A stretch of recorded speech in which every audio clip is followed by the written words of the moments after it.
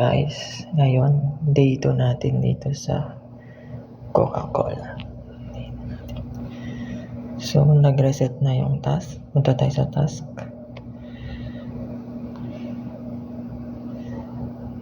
Yan, tapos click lang natin yan para ma-complete. Wait lang natin yan mag-loading. Yan, successfully.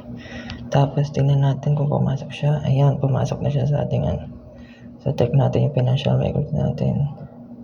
So ayan, punta tayo sa withdrawal account.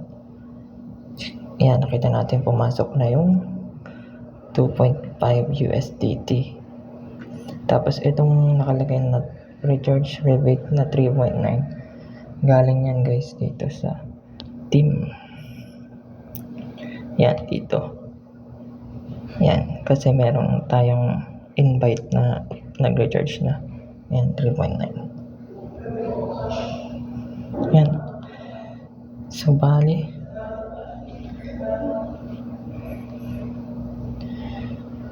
Paldo na tayo guys, no? Bawi na natin yung 8 USDT na in-invest natin.